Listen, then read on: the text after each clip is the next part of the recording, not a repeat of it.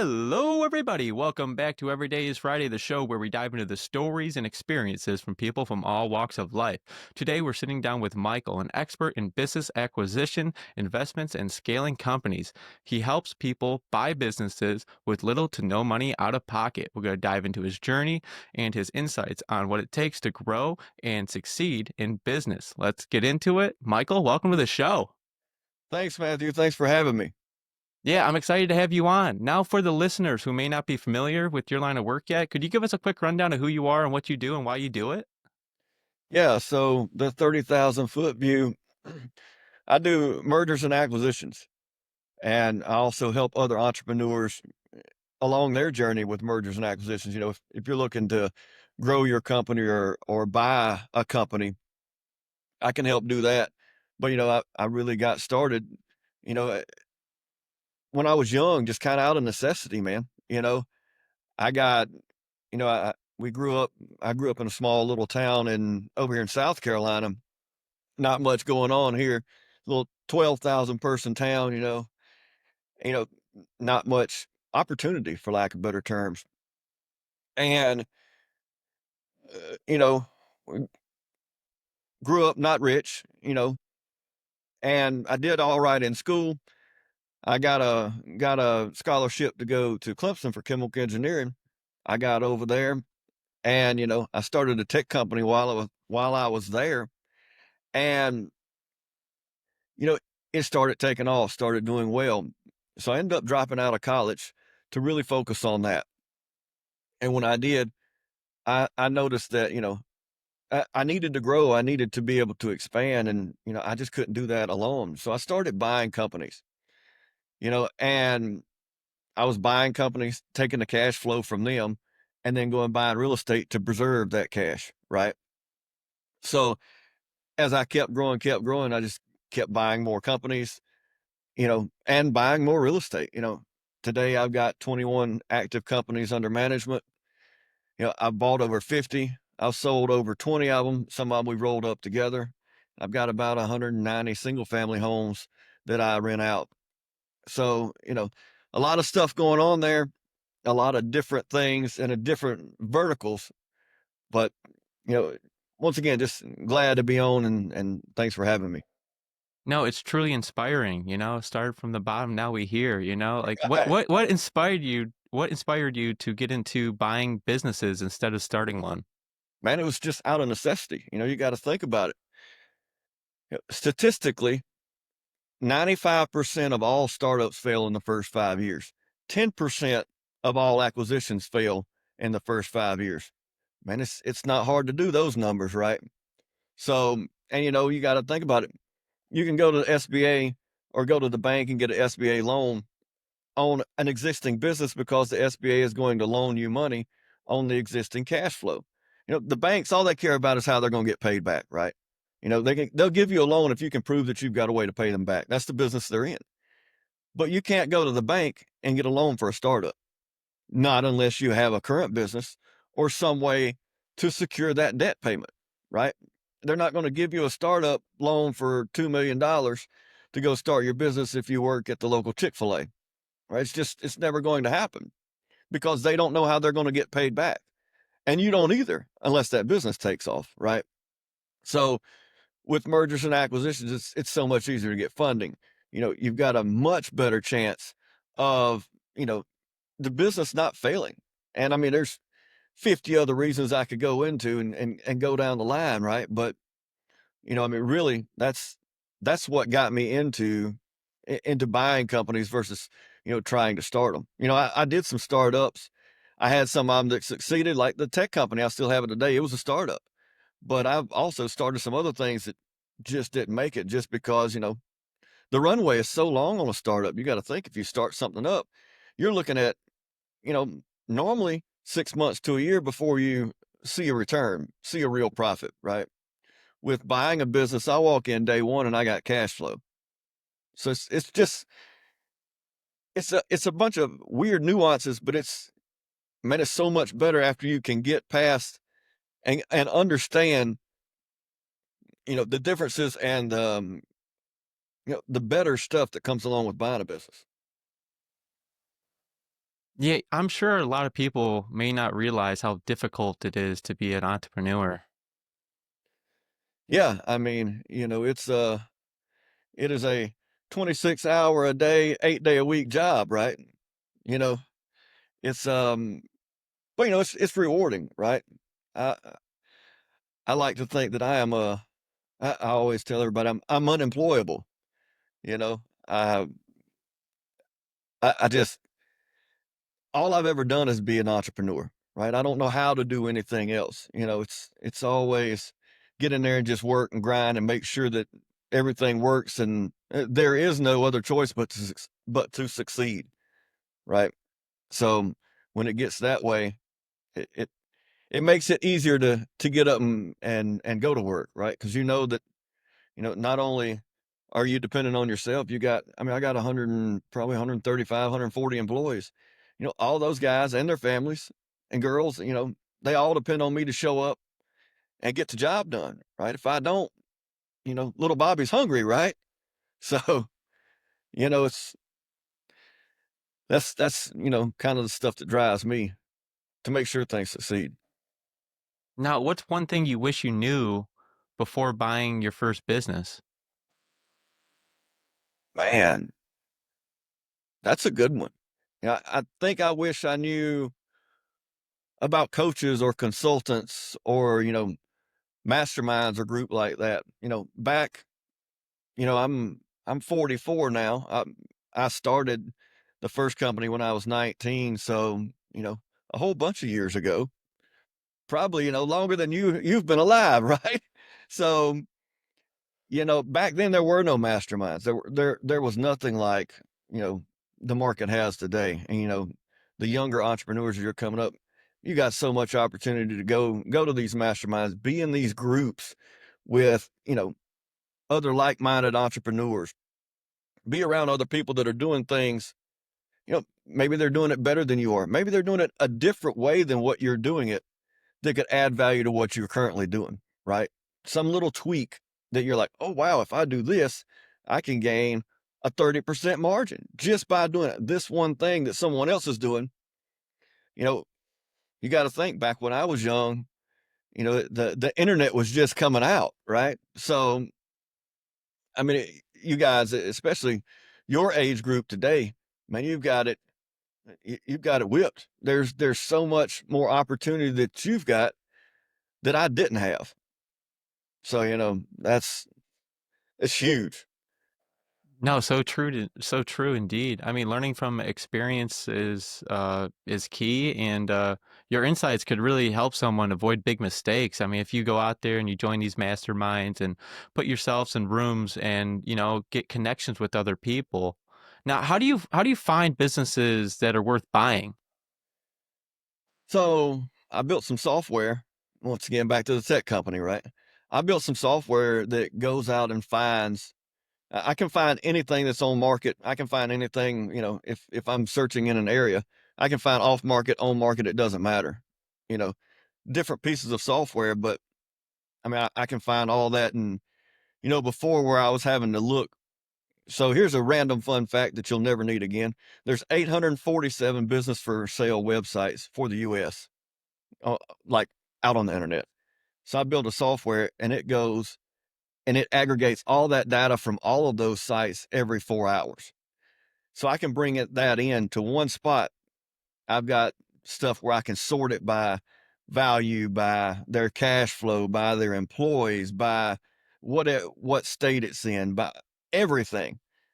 And where I was spending 5 to 6 hours a day looking for businesses all across different sites, now I can do all that work in less than an hour, man. It's it's really saved me some time. And like I know, time's our most valuable asset. We can, if a car breaks, we can go buy a new one. If we want a new whatever it is, we can go buy one. You can't go buy any more time, right? So I think that just compressing that time frame for me, I mean, that's been huge. So Yeah, using technology like that is basically a huge advantage. for sure, it's like getting free employees, right? You know, No, so so true. And it's not only that, not only getting free employees. I don't build technology to get to be able to lay anyone off or eliminate anyone's job. I build that technology to allow those employees to go back, because there at one time I was running a deal desk with 5 to 6 employees. That's all they did was go out and look for deals each day. Now I can do all that same stuff with one employee and put those other 5 employees to doing revenue generating activities, right? Maybe I can put them to go do due diligence or, going to the potential business site to go do site visits. I mean, there's so much more I can do with those people besides sticking behind a computer, right? So it's it's been great. No, that's so true. Now, knowing what to avoid can save people a lot of time and money, like you're saying. Now, what's one of the biggest red flags when looking for a business to buy? You know, Probably one of the biggest red flags is going to be, you know, their books are just everywhere. If they don't know what they're making, they're trying to sell me the dream that they're trying to sell. But if they don't know what they're making, how can I know what I'm going to make? How do I know if I go buy this business for 3 million bucks? They claim it's got $1 million worth of EBITDA or cash flow. How am I going to know that if their books are everywhere, they don't really know what they're making? How am I going to know that if I go take a loan on that, it's going to cost me 40 grand a month, half a million bucks a year? How do I know I can pay that loan back and then have some money left over for myself? Right. So, I would say one of the biggest things we look for is just, squirrely books. The entrepreneur doesn't know, they don't know what they're making, right? You know, and if they don't know what they're making, it's going to be tough for me to understand the potentials of what I'm going to make. Does that Now, make when sense? you're, yeah, no, that makes complete sense. And when you're negotiating, um, I know it can make all the difference in a deal, in a successful deal. I mean, how do you like navigate the best deal when buying a business? You know, I don't think all the time you're looking for the best deal, in terms of price. I'd rather pay a little bit more for a super solid business that I know I'm going to make money with than pay a little bit less for an absolute train wreck and me have to go in there and kind of play Humpty Dumpty and put the pieces back together, right? So it's super important for me, because I'm running multiple companies. I've got a lot going on, a lot of different employees. I've got companies in 9 states currently. I can't go babysit if, if it's just a train wreck, right? For me, I'd rather pay a little bit more for something that's super solid, super good books, super good SOPs, solid employees. I'm always going to pay a little more for that. For me, it's not about getting the better financial deal, or the best price. It's about getting the best business. If I got to pay a little more for it, I mean, so be it. That's the cost of doing business, right? I'd much rather pay a little bit more and know exactly what I'm getting than a little bit less and have to guess at it. Michael, that is great advice. Now, what are some of the creative ways to buy a business with little to no money up front? You know, there's a dozen different ways you can do it. You can get owner financing. You can do earn-ins where you get a piece of equity if you can grow the company. I mean, there's tons of different ways, and I teach a lot of that stuff in the course that I have. But I mean, there's ways, but it, you can't. It's just like anything else, right? You're never going to get every deal, you know, zero money down or any of that type stuff. There's going to be deals you're going to have to put money in. There's going to be deals that, you can work something out with a seller. If they're looking for some sort of succession plan and don't have one, there might be a way you can do an earn out where you can take the money that the business is generating and pay it to the old owner or the seller. You know, there's a ton of different ways to do it. You just it's got to be a win-win for both sides. The seller doesn't have to lose in order for me to win, and I don't have to lose in order for them to win. right? When you make it where it's a win-win for everyone, everybody's happy, everything coasts along, and there's opportunity to do other stuff down the road.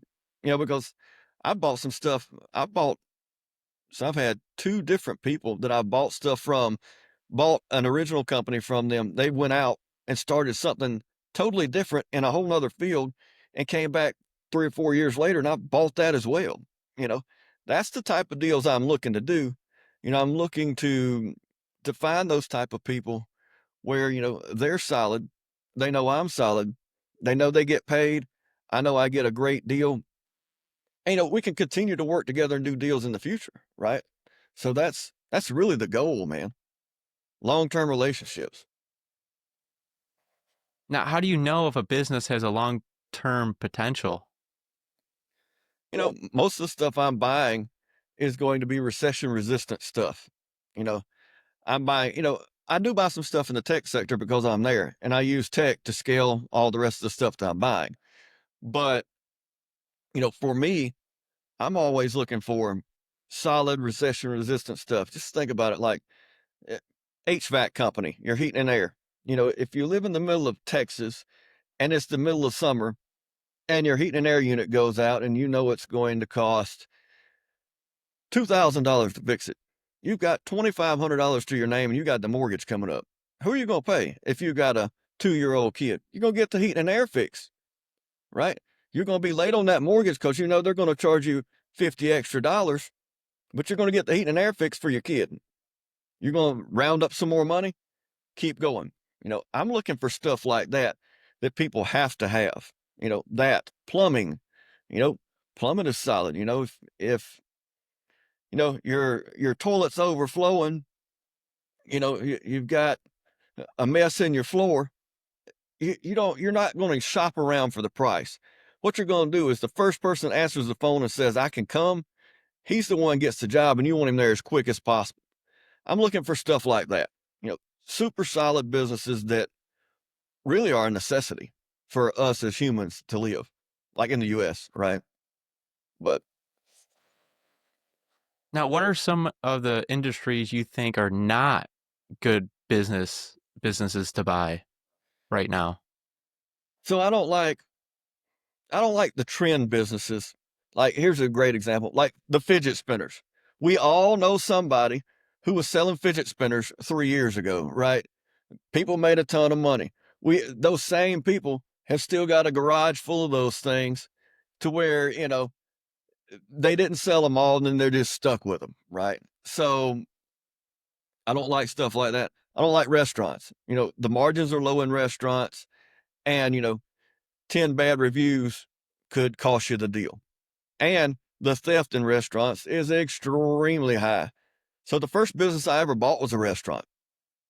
So, I got plenty of experience there, but that doesn't mean, I made good money there, but it was 16, 18 hours a day. It was brutal, man. I mean, it was absolutely brutal. Everybody was stealing from you. You're like, where do I go from here? But I don't like restaurants. I don't really like e-commerce type stuff unless it's on a big scale. Like the small e-commerce stuff, I don't really fool with it because a lot of the stuff, the e-com stuff, with Amazon out there and Walmart, Target, Wayfair, everybody, it's just a race to the bottom. You can have a great product, 5 months later, Amazon's copied it and selling it right up under your nose for half price. So I really like to, I really like to stay out of that space, really. But that's a few examples of stuff that I don't like or I probably wouldn't go do. That and crypto. I think I don't like it, but just my opinion. No, avoiding common pitfalls can help people get ahead faster like that. I For mean, sure. You you're so gotta correct. you gotta learn from other people's mistakes, you know. Now, what's one of the biggest business acquisition lessons you've learned? Due diligence. That is where you gotta spend all of your time. It I've had two businesses that I've purchased fail. They were both because I didn't do enough due diligence. You know. Luckily, I haven't had one fail in the past, I guess it's been over 10 years now. But, before I hopped into some deals that I didn't spend enough time doing the due diligence.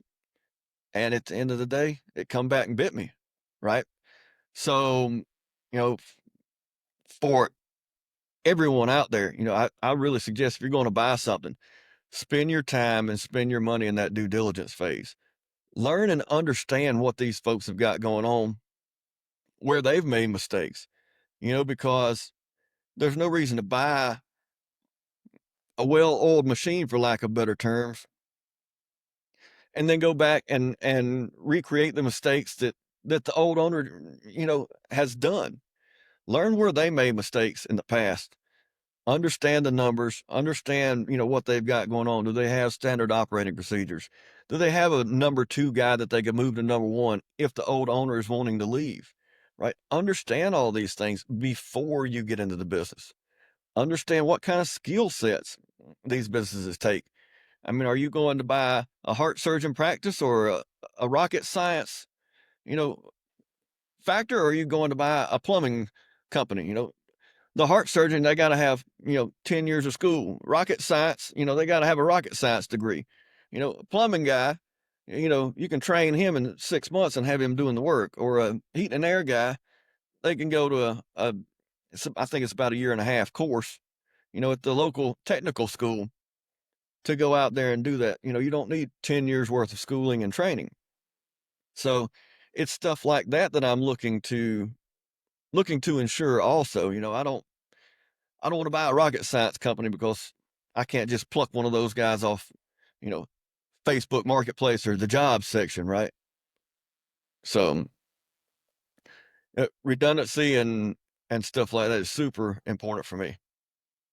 No, that's great insight indeed, Michael. Thank you for sharing that. Now, taking a business to the next level, I mean, how do you scale a business that you just acquired?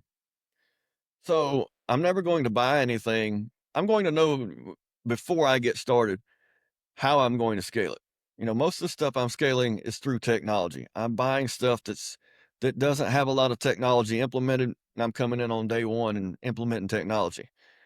I'm being able to scale in 2 to 3x these companies in 12 months using technology. I'm buying those employees, like we talked about earlier. I'm buying the time back for the employees to be able to do revenue generating activities instead of just, boring, mundane tasks. I'm building the technology in, letting it do that. And I'm letting the employees, number one, go do something that they enjoy a lot more, probably. Right. But, I'm letting them go do something that brings the money to the company. So, scaling is the easy part. It's just getting there, getting through the due diligence, understanding all the nuances with the company, understanding how everything works. But once I get to the closing table, I've already got normally the first 6 months worth of a game plan as to how we're going to get to 2, 3, 4x what the current revenue is. Now, a great team can make or break a business. I mean, how do you build a strong team when you take over a business? So when I'm going to buy something, it's going to already have a strong team in place. If not, I'm not interested. Right? I need to make sure I've got what I like to call a quarterback in place. Right?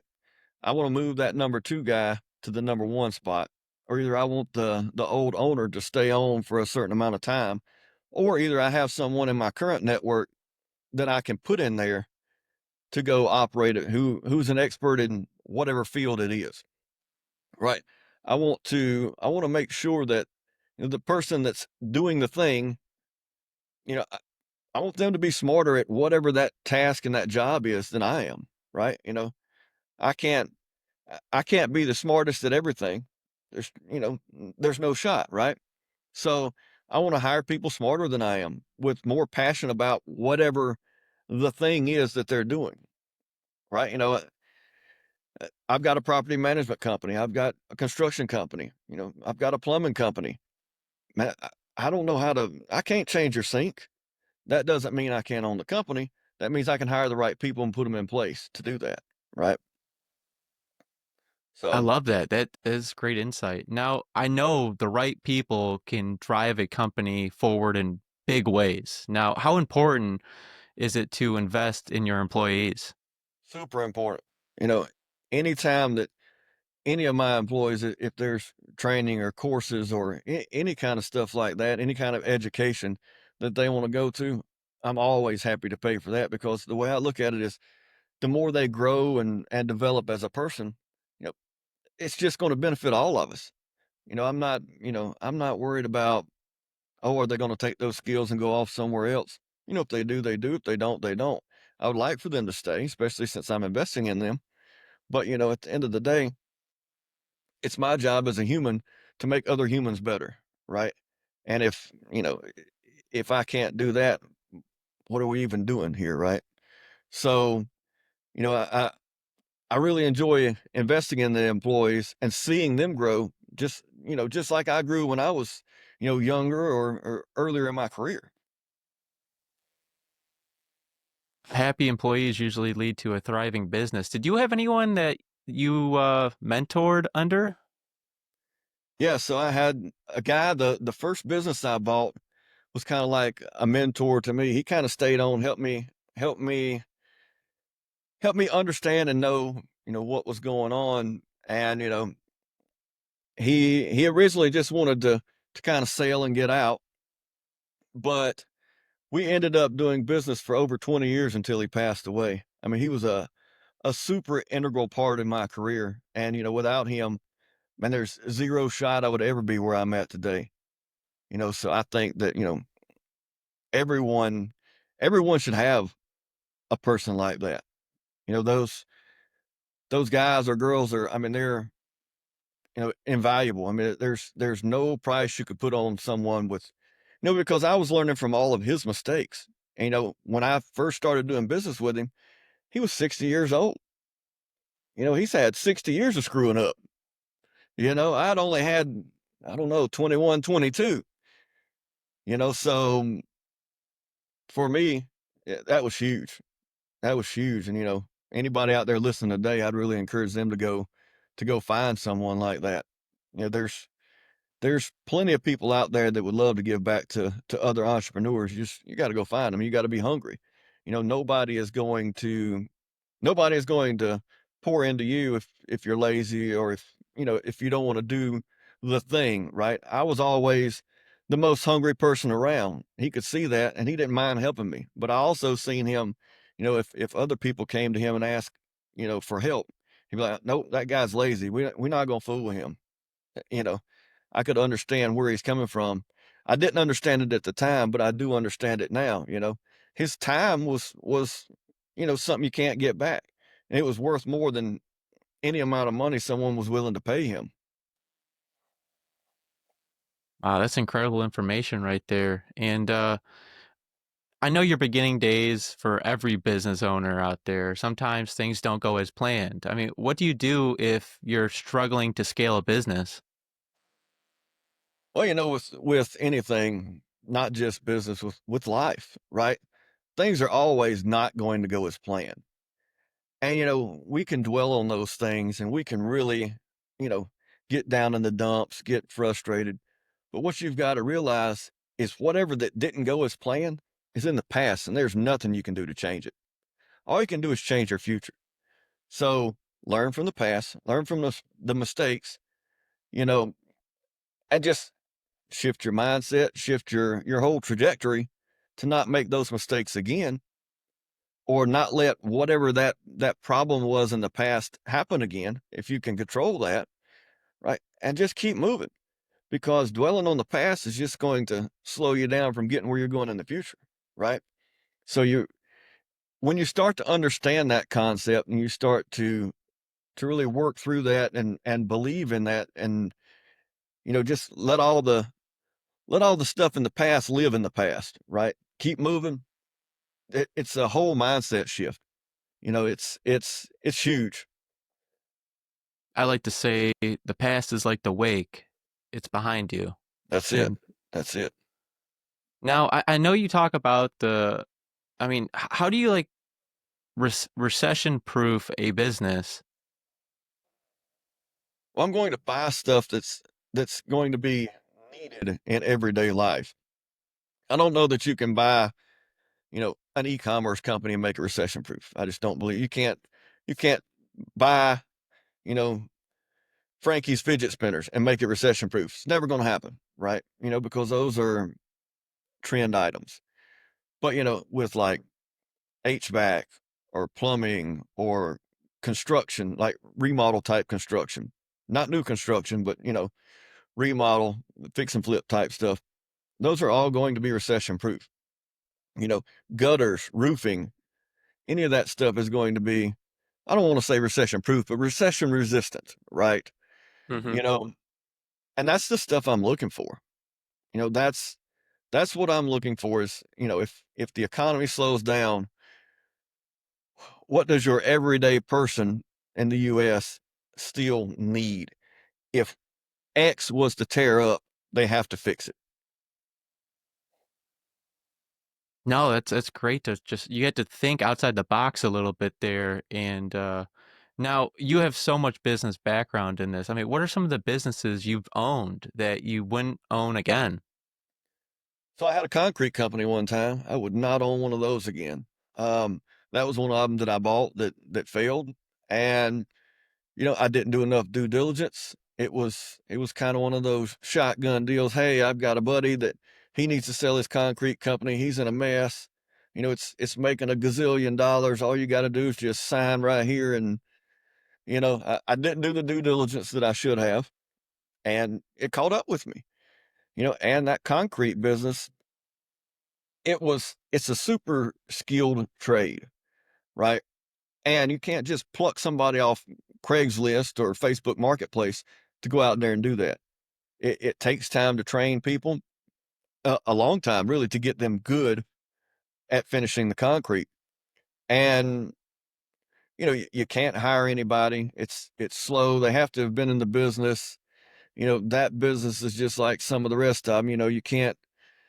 You've got a bunch of guys that are, they get paid on Friday, they stay drunk Saturday and Sunday. Come Monday, they're late for work. Tuesday, they work great. Wednesday, they work great. Thursday, they want off, at 3 o'clock. Friday, they want off at lunchtime because their check hit the bank. And it's just an endless cycle every week. And that just, those type of businesses just aren't for me, right? You know, there's a lot of people that do well in them. I'm just not interested in babysitting, right? So, that's what I would say. I would say not every industry is worth the headache. Absolutely not. Absolutely not. I can make money doing a lot more things that are a lot more fun. That's very true. Now, I mean, how important is mindset when you're buying and running a business? I mean, mindset means different things to different people, right? You hear a lot of people, especially on the internet, talk about, oh, your mindset, this, mindset, that.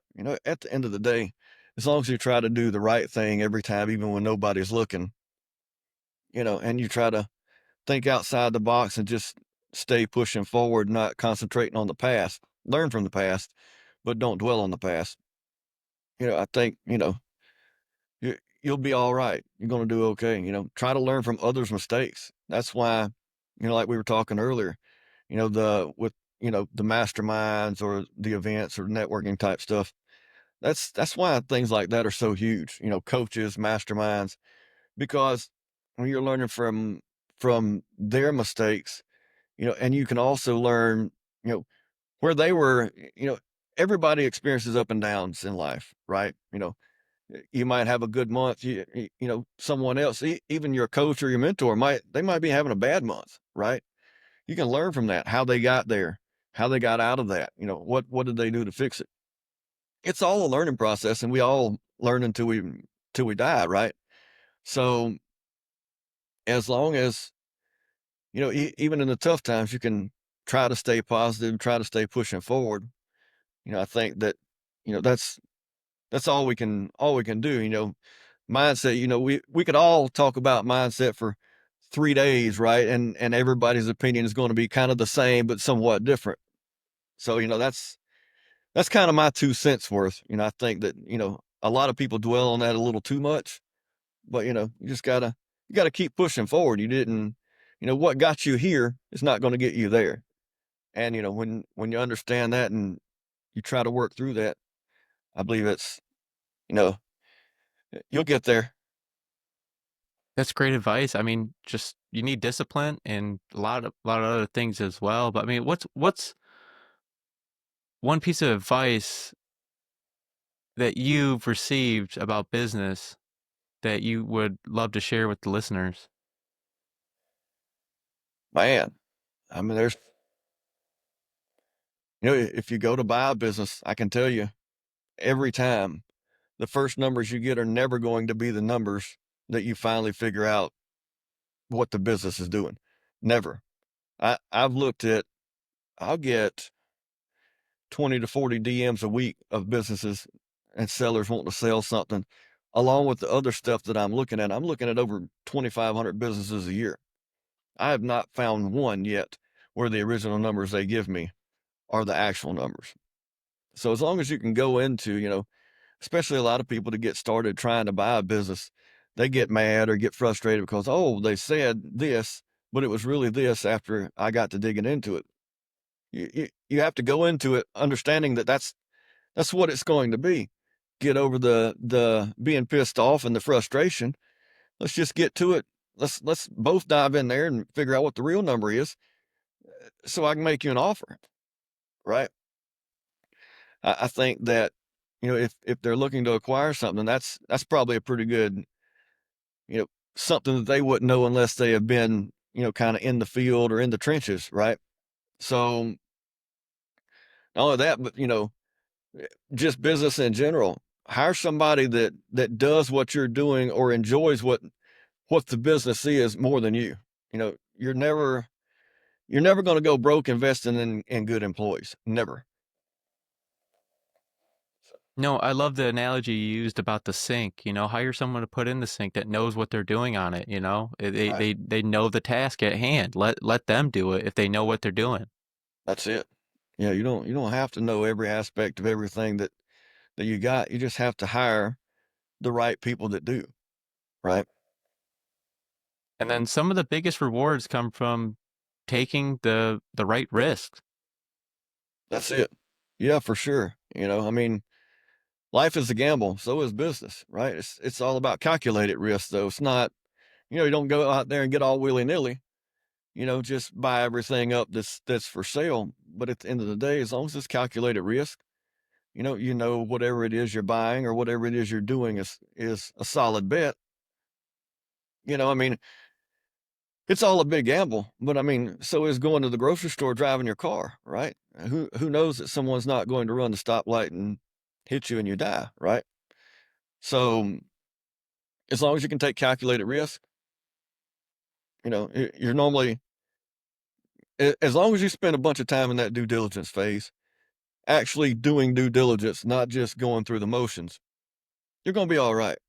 Now, there's going to be some deals that you're going to scrap. There's going to be, I mean, I'll give you a great example. I spent 80 something $1,000 on due diligence on a healthcare deal that I was working on just to scrap the deal, just because the risk was too much. And I mean, it was doing huge numbers, but I just, the risk was not worth the reward, in my opinion. I like to tell people all the time, do your own research. Now, Yeah. what do you wish more people knew about business ownership? It's tough, man. There's there's a ton of really rewarding days.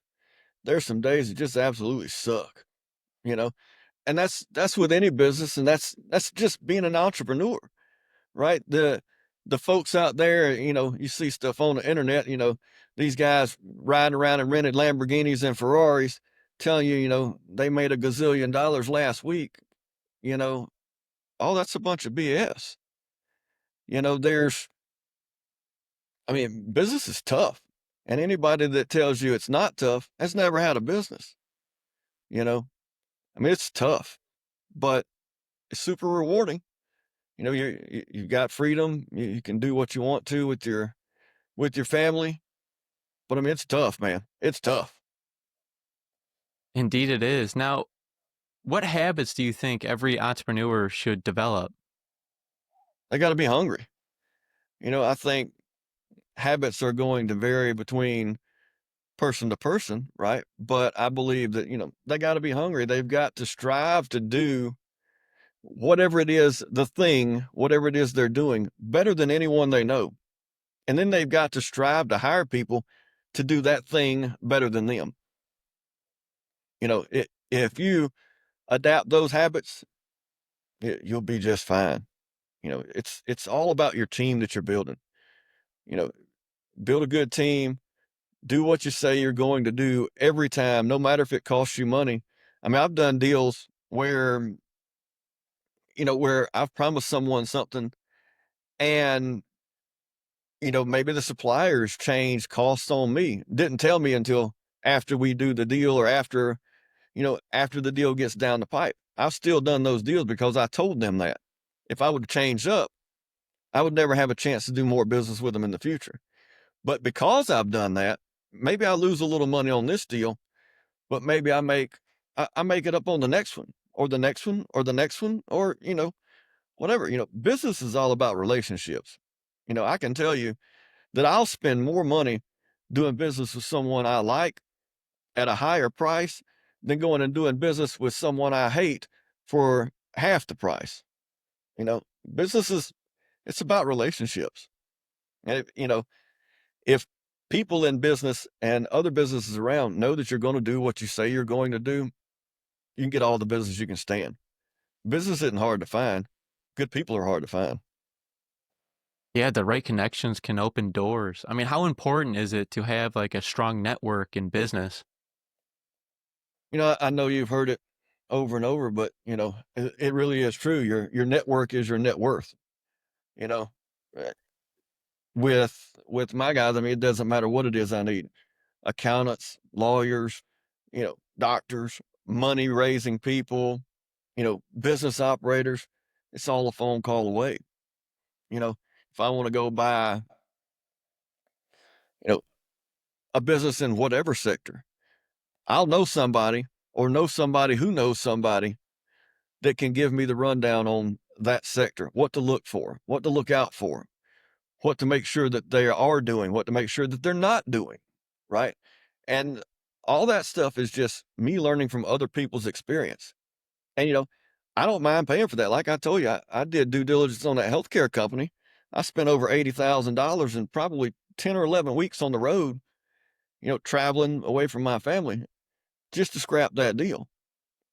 So, I mean, it's that network is huge because without my network in those times, I would have probably, I mean, the deal's a good deal on the face, right? I would have probably done the deal without going and talking to the people that I did.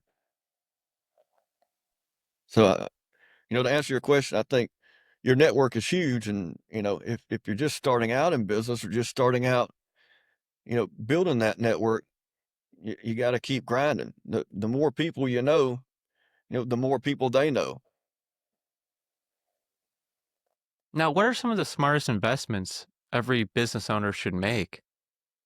They've got to invest in technology. They've got to invest in their employees. They got to invest in, good machinery or equipment. You got to think, the smarter you can make your employees, the better you can make them, the more it benefits the company.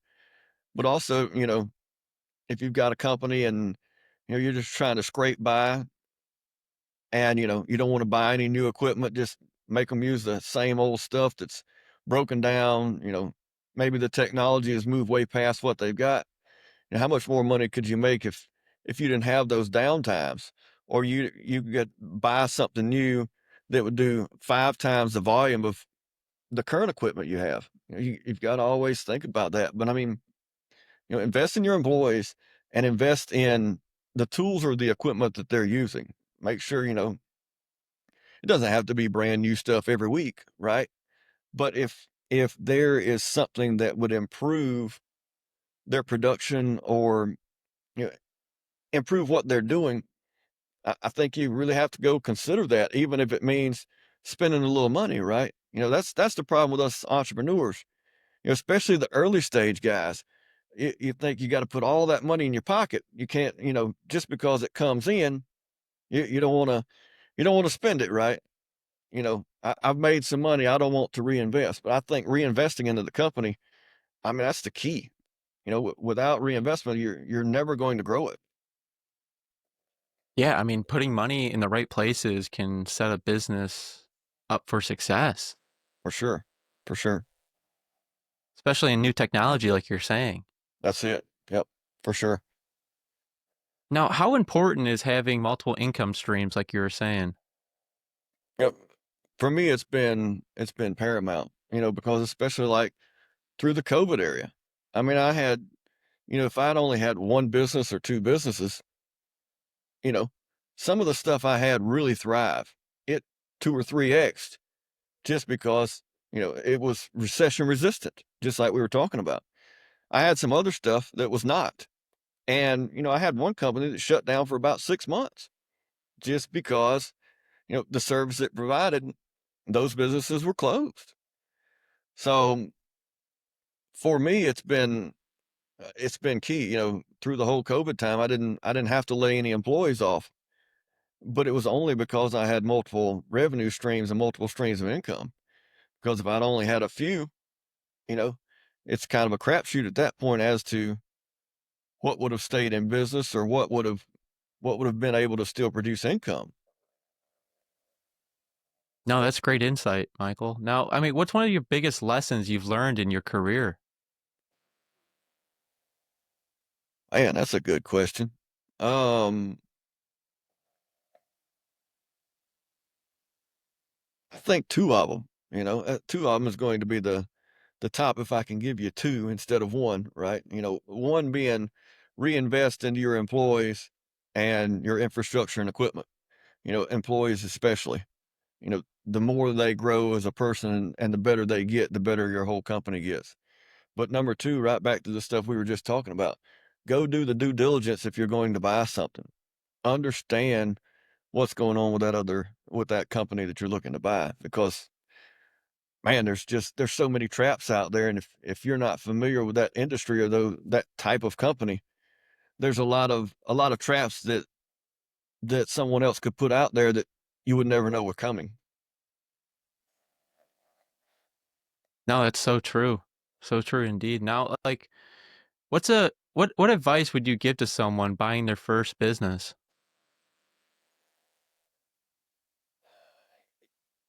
I get that question a lot, especially from a lot of the students. You know, what I always tell them is for your first company, because everybody wants to go out there and buy 10 companies at once, right? I'm going to buy a company. Well, I'm going to buy 10. That's my goal for this year. Well, you got to buy one before you can buy 10. You know, buy one good one, and if it's your first company, buy something local to you that, if one of the wheels fall off, you can drive over there and put the wheel back on, right? Don't live in California and buy something in Maine. You know, there's it just won't work that way. As you grow bigger, you get a bigger infrastructure, that would probably work for you, but it's not going to work for your first deal. So, buy something good to start with, spend that time in due diligence, making sure that what they're telling you they're selling you is actually what you're buying. That's number one every time.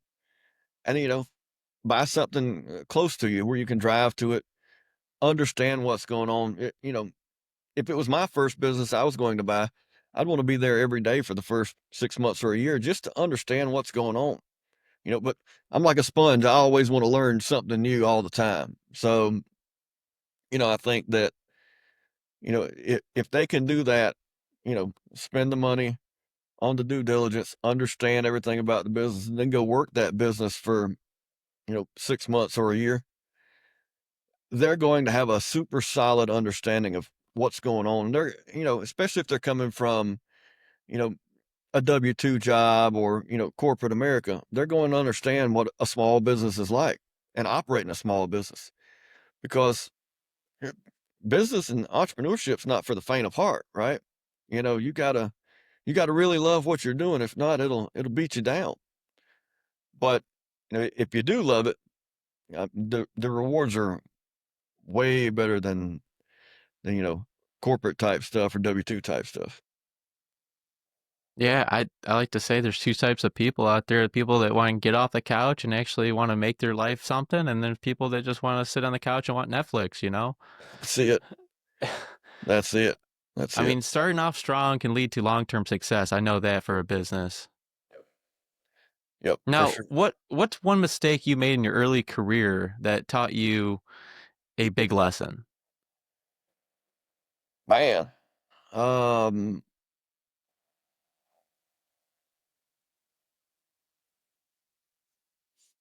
Probably not wanting to reinvest in myself and my employees, uh, and, technology.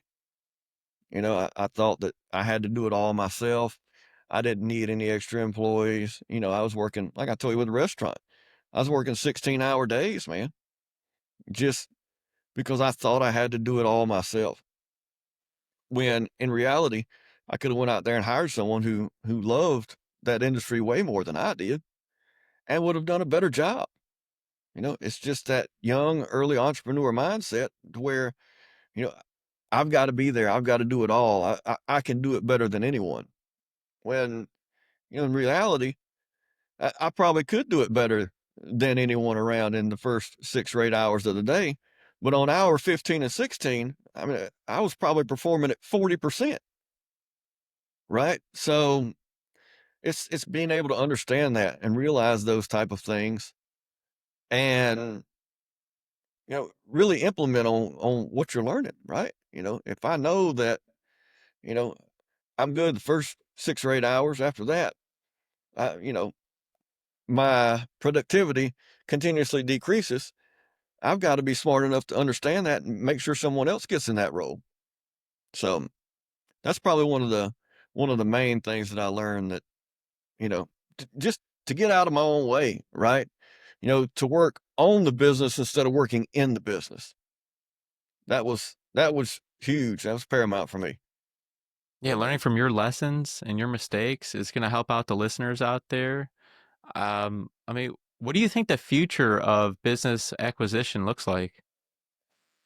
I mean, it's never going away, right?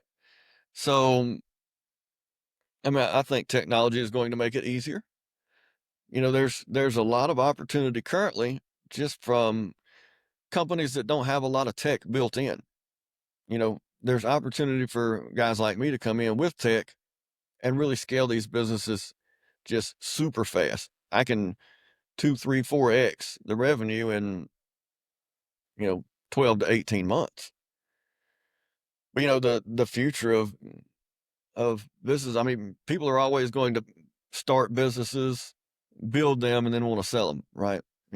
All of us are going to sell our business one way or the other, right? Whether we're doing it standing up, making the conscious decision, or whether some of our family is doing it after we go away. So, the mergers and acquisition space is never going away. I really do think you're ahead of your time with the technology, and I love how you use technology in your everyday life to help your businesses grow. I mean, it's always exciting to hear about the future and what's next for you in your business journey. Man, I'm just going to keep doing what I love to do. I mean, I like buying companies and scaling them up. That's fun for me. Once I get them scaled up, it kind of gets boring, but I can go buy something else, right? So, for me, it's just keep doing what I love and I enjoy, and you know, I like to think I'm halfway decent at it. So, I mean, it's not work for me. It's a hobby I would do that I've just figured out a way to make some money at. I love that. I love that a lot. And yeah, do what you love. You never work a day in your life. You know, that's what they Yeah, say. But as an entrepreneur, it's kind of like you're always working right, 24/7. So right.